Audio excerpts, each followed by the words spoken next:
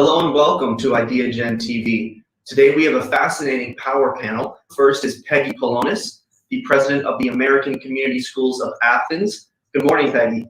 Hello, John. How are you? Great. We are so happy to have you here. Next up is Carlos Carpizo, the founder of Kosmos. Hello, Carlos. Hello, John. Thank you for being here. Next up, we have Raneem Ghoneim. She is a senior at American Community Schools at ACS Athens. Next up, we have Jason Somoglou. He is a senior at ACS Athens. And lastly, we have Evan Botsios. He is a middle school student at ACS Athens. Welcome. Hi. Well, thank you all for being here. We are very excited to hear all your insights that you have to share. And to get started, we would like to start with Peggy. As an educator and a psychologist, what do you consider to be your most important role in schools, and how do you believe resiliency can be taught?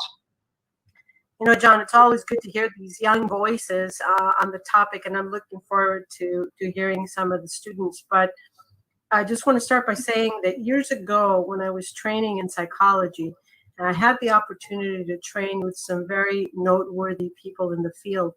Among them was a well-known psychotherapist. Her name was Virginia Satir.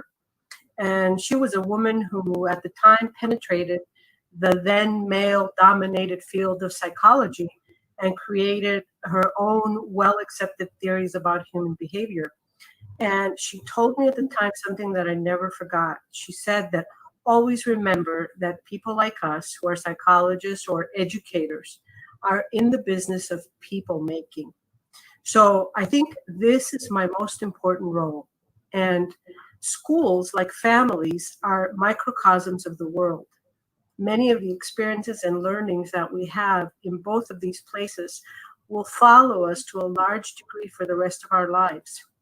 And resilient individuals can adjust, they can adapt, they can successfully navigate through life's difficulties and challenges.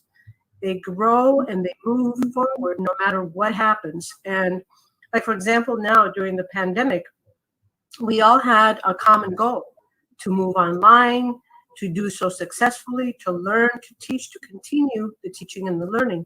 And at some point, we went online, we came back to school, we had to go back online, now we're back in school.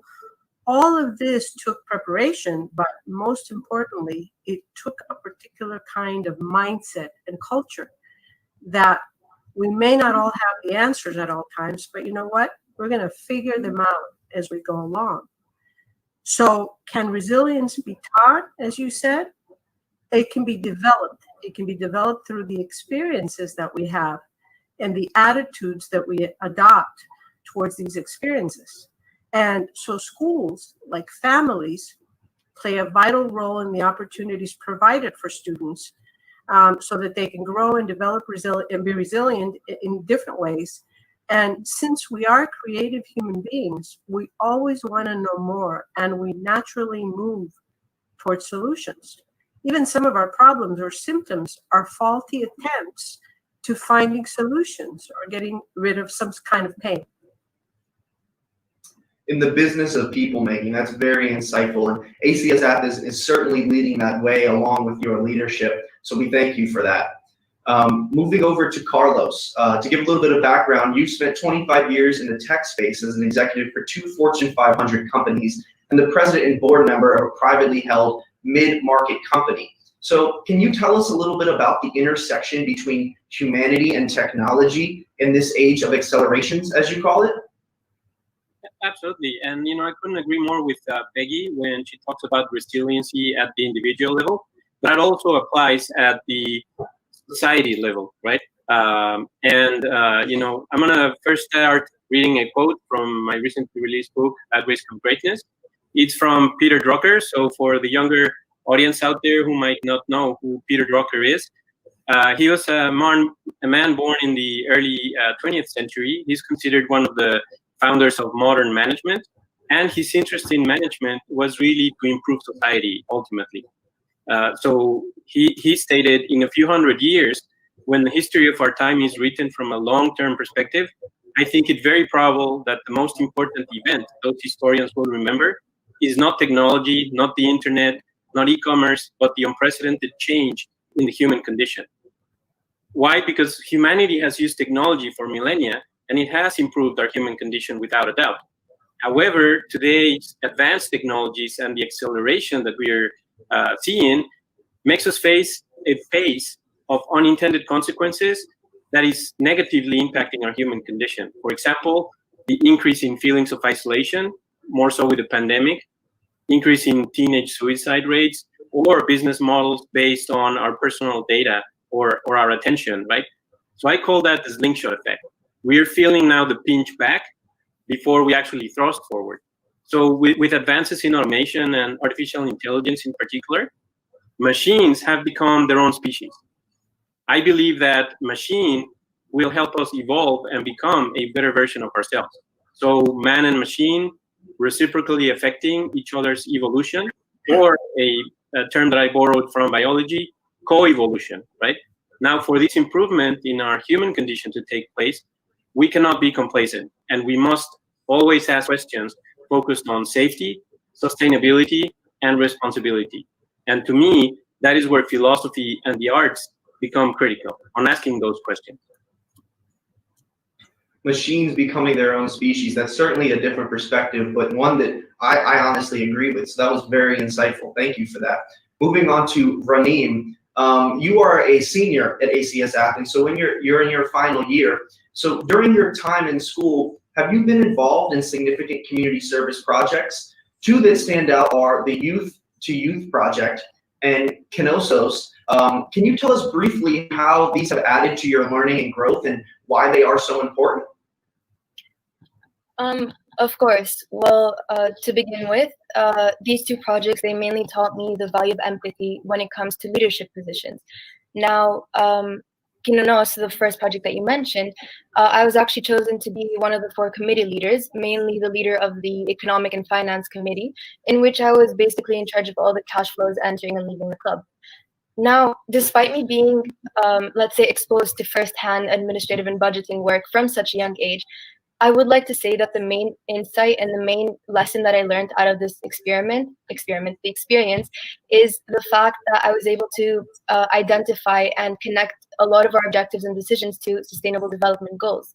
For instance, the goal of no poverty is one which was really highlighted in all of our actions that we took, since we would come together as a club and we would think of many different creative ways in order to raise enough money or obtain different donations to provide them to the homeless, with the hope in our minds that we want to somewhat diminish the line of poverty that's present in Athens. Now, for this reason, I would like to say that yes, I grew as a leader. I obtained leadership skills in this club, but I also I widened my perspective in terms of sustainable development goals that are present in my day-to-day life. Now, the Youth to Youth project, the second project that you mentioned, this project is one that is really close to my heart because I come from a place where I understand what it feels like to not have somewhere to call home. For this reason, the way that I would describe the Youth to Youth program is that it is a two-way valve, meaning that not only do these unaccompanied minors benefit from us as volunteers by helping them develop their social skills, their academic skills, and even their athletic skills, but we as volunteers, we benefit from leadership and communication skills, but also we gain the values of empathy and gratitude. And I believe that these two values are two that are extremely important to be implemented in everyone's life. So overall, I would say that these two projects, they really help me widen my perspective in terms of understanding the importance of having values when undertaking any sort of decision. Certainly sounds like those two projects did gain you a lot of experience and widen your perspective. Moving on to Jason, you're a senior at ACS Athens, and for a little context, you have been recognized on national TV for your contributions to robotics and community service, and you were also featured in Forbes magazine, so it seems like you have quite the credentials there. You've been actively involved with robotics and AI, and you have won many awards internationally. You've been featured in Forbes Greece, and there was a recent documentary created highlighting your success in these areas. What makes your work so significant at your age? Yeah, so doing the things that I do at my age is probably the most important part of my life. I wanted to show the world the innovative spirit that people my age have and how we should be taking advantage of it. My goal overall was to prove to others that age doesn't necessarily provide someone with the maturity needed to help in real life problems and with the solutions. So I started robotics around 5 years ago, and the first project I did had to do with recycling. So we would find a way to automate recycling at source, so we could help with sustainability and at the same time make profit for the tenants who recycled. Then I moved on to creating a smart city that had sustainable goals. It would share energy between households so that you could minimize the amount of energy consumed. Overall, all of these projects that I've been doing all these years have to do with real life problems and address real life solutions. And during the COVID-19 pandemic, I also participated in a group that 3D printed masks that was distributed around the country to assist with the pandemic. Now I have moved on from becoming a student, and I'm coaching teams, hopefully trying to pass on the flame of what I've done to other students and trying to inspire them to also make a difference. That's fascinating. It sounds like you've really taken your skills and utilized them in real world issues and problems that we're currently affected today. Moving on to Evan, you are a middle school student, ACS Athens, and at 9 years old, you created the Green Team, which focused on creating innovative scientific projects. As the youngest of the group here today, you were in middle school when you became interested in AI and robotics. Can you please tell us how this happened and how you were encouraged to turn this theory into practice? First of all, I would like to say thank you for having me here. This gives me the opportunity to present what has happened to my school that will help make the world a better place. My name is, of course, as you heard, Evangelos Botsios, or Evan Botsios. And my friend right here is Sophia. She's a humanoid that uses artificial intelligence and robotics. Well, she is still in progress. Now, in order to answer my question, let me go back in time. My interest started from elementary school. When I was in first grade, my teacher let me present an interesting project about the water cycle. At the end of the presentation, I got an idea to make clean water with simple materials. I was inspired to start thinking about using sustainable energy in order to have clean water and help people who are in need of it. I noticed that something was missing. I needed to spread this idea to more people, beginning from my classmates. That's how the Green Team was created. 2 years later, in a school project, as a team, we were inspired and created the Green City, a city where all energy comes from sustainable sources. The city was missing something: technology. How can smart cities help build a sustainable world? Smart means using artificial intelligence and Internet of Things technology. I started to study robotics and artificial intelligence. In continuation, I got into the mentor program and built a smart city using the Internet of Things and central controlling management. With this project, the Internet of Things and Artificial Intelligence Lab began. You asked me something very important. How did I turn theory into practice? It is very challenging, and I assure you that the distance between them is vast. But when you have hands-on, you have two benefits. One, you prove that the theory works, and second, students can see your work and get inspired. As a result, students become more friendly towards technology and especially with artificial intelligence. Wow, Evan, for someone for your age, you're addressing some very big issues, some very important issues. And so we thank you for turning those into disciplines. And that leads me perfectly into my next question for Dr. Peggy Pelonis.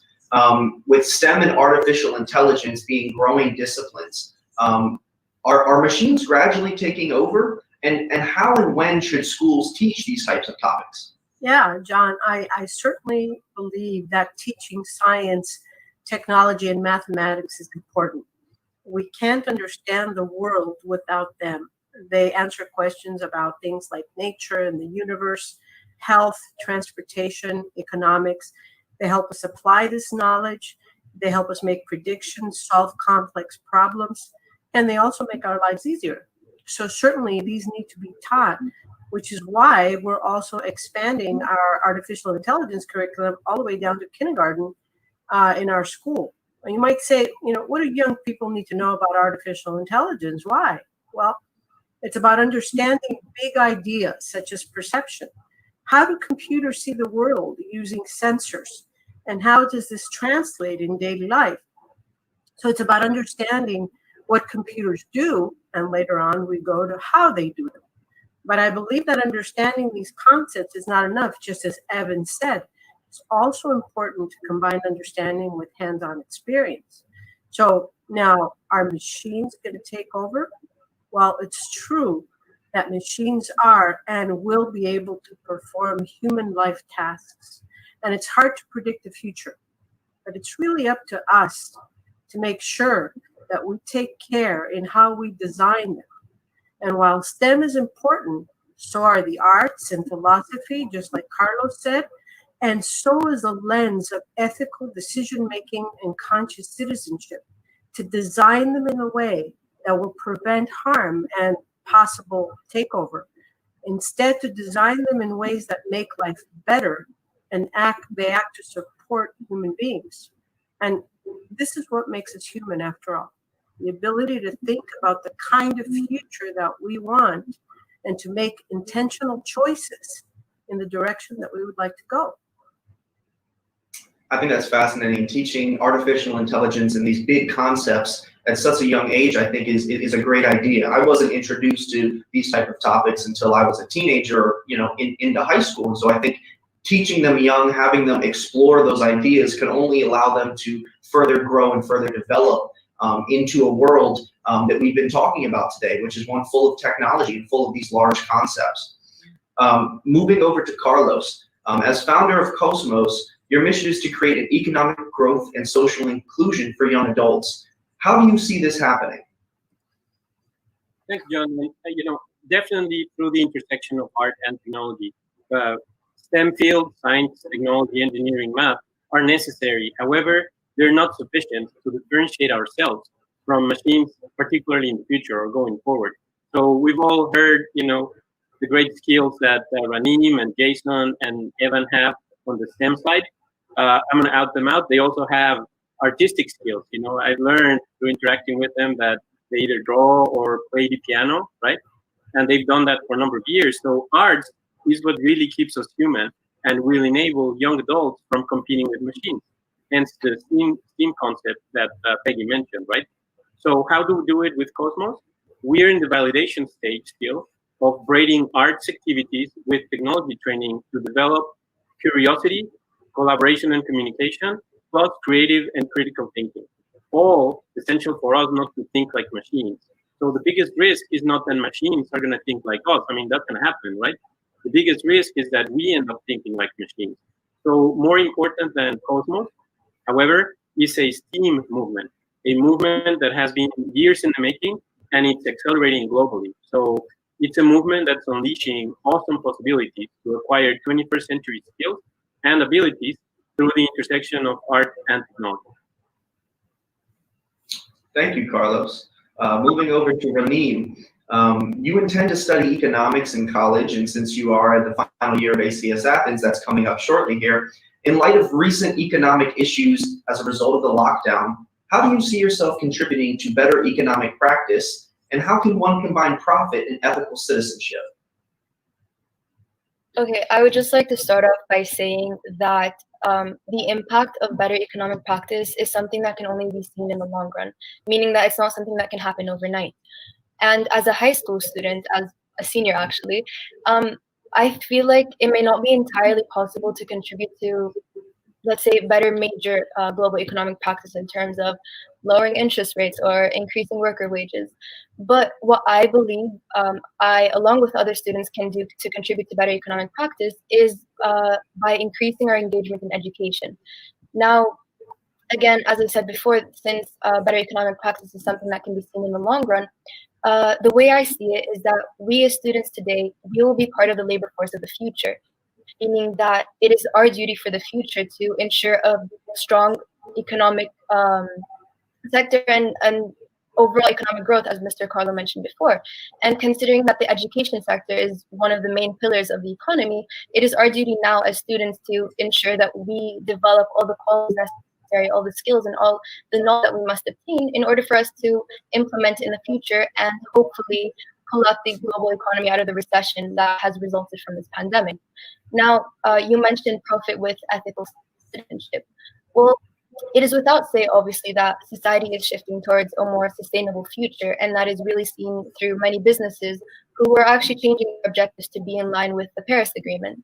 Now, I believe that profit and ethical citizenship are directly proportional, meaning that as social responsibility and ethical citizenship increase, profit is going to increase, but only in the long run, because again, society is still developing to a sustainable future. Therefore, now in the short run, as we start as a society to change towards a more sustainable one, there will be costs incurred in terms of environmental costs, setup costs, operation costs. There will be costs.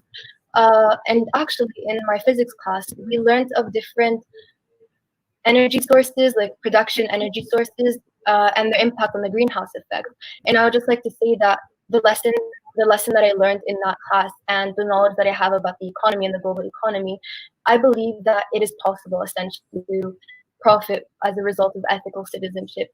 Obviously, again, in the long run, by the time that society has changed to a more sustainable one. Absolutely. Well, thank you, Raneem. And switching from ethical citizenship to conscious citizenship, Jason, you're already combining conscious citizenship with AI and robotics, as seen by your contributions during the COVID-19 lockdown. Can you tell us what you did and why is conscious ethical citizenship important? Yes. So during the COVID-19 lockdown in Greece, a lockdown that ranged for about 5 months, I joined an initiative that provided hospitals with face masks. This was possible through the creation of 3D printed masks, which was an idea that had originated from a company called Prusa. This initiative was dedicated to gathering volunteers from all around Greece that possessed a 3D printer, and using those 3D printers, we could print masks and deliver them around the nation to hospitals and doctors in need. Now, I believe this is an example of what ethical citizenship is, because all these volunteers from around Greece and from around the world combined their collective skills to help in a time of uncertainty and help their respective communities overcome great challenges. This is why ethical citizenship is important, because by becoming these conscious ethical citizens, we can ultimately overcome any difficulty that comes our way. Well, thank you for your contributions and helping those in need during a global pandemic. It's very admirable. Moving over to Evan, our young entrepreneur here. So you've already created the green team, and as my understanding, you're now developing a green smart campus. Can you elaborate on that a little bit, and what do you need to make that a reality? Again, before I answer the question, I want to mention something. ACS has always been on my side, not only because it encouraged and inspired me, but because it gave me the tools I needed to pursue my vision. Now let's go to the question. The Green Team's members meet and discuss problems that the environment has and take initiative for projects that will be exhibited during the year. Our latest concern is to expand Green Team throughout the campus and give students from higher grades the chance to get involved. I want to mention 2 very successful presentations. The first one was in the Athens Science Fair, which happened in April 2019, where the Green and Smart City was presented. The second presentation was in February 2020 in the Innovation Summit of ACS. The Green and Smart City is a city that presents 5 forms of sustainable energy: piezoelectric, solar, wind, biofuel, and hydrogen energy. Not only does it present sustainable forms of energy, it also presents automation by using artificial intelligence, robotics, and Internet of Things. There are 3 features that make a green city smart. The first feature is the highways that use a lot of electricity regardless of the traffic. In a smart city, there are smart cameras which will turn on and off the lights when a car passes by. The second feature is a grid for electricity. When a house isn't using electricity, the energy from the solar panel is wasted. However, the smart city takes this electricity and transfers it to the house that is in need of it. The third feature monitors and regulates atmospheric pollution.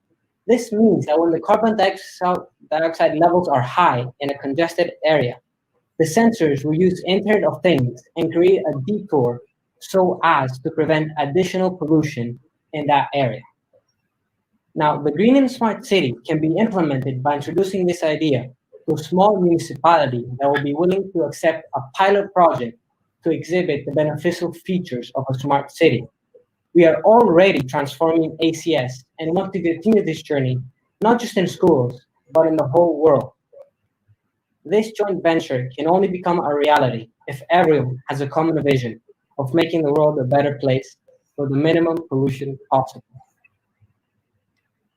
That's amazing. I hope to one day see a city similar to the one you just described. I think that it would very much push forward the sustainable development goals and just overall make society and the individuals living in it happier and healthier and more sustainable. Moving to Dr. Peggy Pelonis, what does the future of education look like, or what should it look like? Well, I think first of all, John, if we leave it to the students and guide them a little bit, they probably have a lot more solutions than we do. But if anything, this lockdown experience taught us that it's possible to teach remotely, online, or even in a blended way. I don't think that we can really go back to teaching only face-to-face. The teacher is no longer the only person in a classroom that has certain knowledge or information. Information is abundant and it's easily accessible. So teachers will be more facilitators of learning, and students will be able to carve their own learning path, or at least they'll co-carve their learning path with some guidance. This is why our vision here in the school is empowering individuals to be architects of their own learning. We want students to be independent learners who know where to find information, but we also want to guide them to think about the information critically, to ask questions, to be curious, and to synthesize it in such a way so that they can go to the next level of creativity and innovation. So student learning will be more flexible, more personalized in the future, certainly more technology focused, that's inevitable. But what we must not lose sight of is what makes us human, as we all said before. Most importantly, however, let's not forget that one of the greatest desires of humans is to be happy. We do all the things that we do because of a deep desire to be happy. Can machines help us be healthier, happier, more creative, more capable? These are the questions to keep in mind when designing machines. And this can be taught.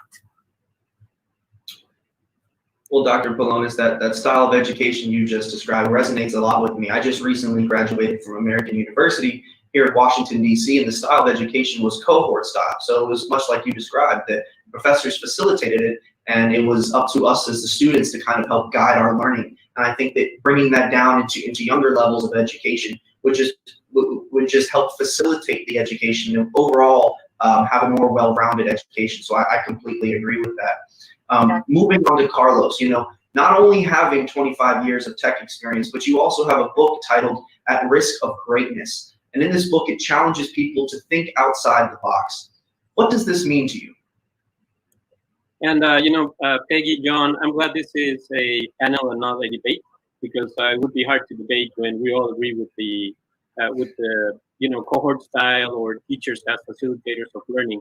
So to me, thinking outside the box has become a mainstream concept for decades, right? And it has lost a little bit of meaning. To me, the critical piece is what Peggy mentioned, curiosity, right? Asking questions. So in my book, I quote Ian Leslie, an author of Curious, the desire to know and why your future depends on it. So what he said in a lecture is that we're programmed to be curious. We're born with that very powerful instinct that there is stuff that we don't know. And we're also born with that instinct that other people are those sources of knowledge. So little children are investigative reporters pumping their sources for knowledge, right? And there's a researcher, Michel Lunard, and he recorded conversations that families have at home and discovered that between the ages of 3 and 5, children ask 40,000 questions on average. And the questions that they asked were specifically explanatory, how and why. So the evolutionary reason for this is that we're cultural animals. And the way we survive is by becoming part of a larger cultural vehicle. So we realize that we need to learn if we're going to survive. We need to learn a lot, so we ask a lot of questions. Now, curiosity and questions go hand in hand, and it's important, however, that the questions that we ask are the right ones. So Leslie, for example, he divides curiosity in two. One is diverse, so that's the hunger for the new, the novel, and unfortunately, that's what makes us click on the next flashing link on Netflix or YouTube, right? But that can lead us into a rabbit hole. So it is nice because it takes us in different directions. It can also have a drawback. So by itself, that diverse curiosity can be superficial and futile. So there's the epistemic curiosity, which is what happens when this diverse curiosity grows up. So when we combine that diverse curiosity with effort, self-discipline, and focus, that's when it becomes deeper and more enduring. So it's our lifelong quest for knowledge, for learning, or as some people call it, hyper learning in this age of acceleration. So it's desire not just to find answers, but to explore new questions. Absolutely. Programmed to be curious. That's a fascinating perspective. And it certainly sounds like from what we've heard today that ACS Athens is not only helping, but facilitating that in a positive way across its students. Moving on to Raneem. As a young woman who is also involved in sciences, what are your hopes for the future in this area of young women across the globe? Actually, I want to start off by saying a short story. About a year or so ago, I undertook this research project in my Arabic class in which we basically had to research about women in the labor force.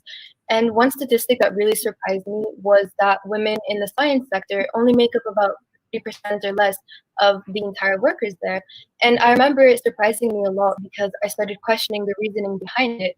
But then I came to the conclusion that the lack of role model of young women and women in general being role models in that industry is something that contributes to the statistics being this low.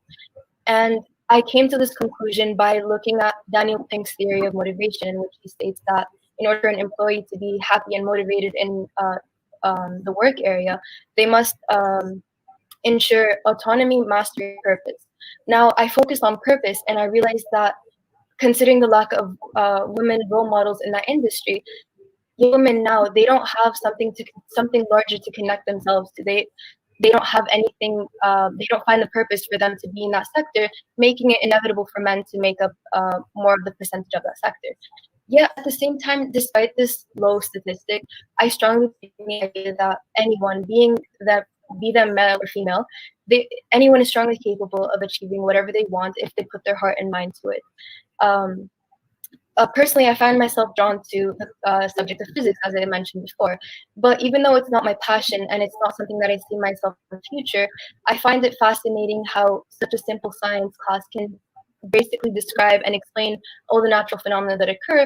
And for this reason, I believe that the scientific knowledge that people can obtain is something that shouldn't be taken for granted. And therefore, I strongly hope for young women around the world to understand that the idea of gender barriers are just something created by society. They're created by society, they're passed down through generations, and they're engraved in our minds, making us believe that they're actually there.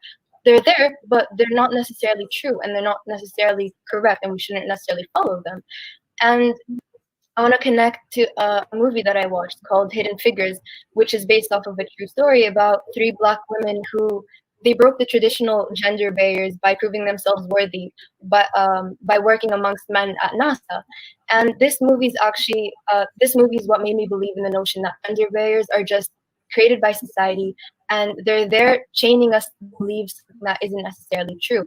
And for this reason, I really hope for young women to break free from these chains. Whoever has passion in the field of the sciences, I really hope for them to break free from these chains in order for them to become part of the science sector and for them to become the role models of future generation of young women, for them to hopefully find a purpose in working in that sector. That was very profound. I mean, I couldn't agree more. You're absolutely right. Unfortunately, even though those gender barriers are there, they might not be right and they might not be correct to follow. And it certainly sounds like you are paving the way to break those barriers. Moving on to Jason. A simple but profound question that I think you'll have some great insights into is, what is the best way to develop ethical, critical thinking from your perspective? Yeah, so in my opinion, critical thinking involves thoughtful and systematic processing of information so that we can better understand the the complexity of issues and make sounder decisions. So a critical mind, I believe, is a questioning mind. Hence, critical thinking develops through an inquiry-based learning process. So asking the essential questions and posing problems or scenarios inspire a quest for knowledge and problem solving. So and seeking answers to questions is fundamental to understanding ourselves, understanding others in the larger world, and being a change agent. However, in tackling collaborative problem solving in the global context, people also need to be aware of the complexity of issues from these multiple perspectives. They need to acquire dialogue skills, they need to understand another's point of view, they need to be aware of one's own assumptions, be self-aware, other-aware, and engage in metacognitive skills. So the 6 ways I feel like we could use to improve critical thinking are following. 1 is we could become more self-aware. 2 is we could understand our own mental processes and everybody else's mental processes. 3 is we could develop foresight. 4 is we could practice active listening. 5 is, of course, asking questions. And finally is evaluating existing evidence, I feel like those 6 are the key points to this topic. Thank you, Jason. We've heard quite a lot today here on this panel. And for our last question, I would like to pose it to our young innovator, Evan.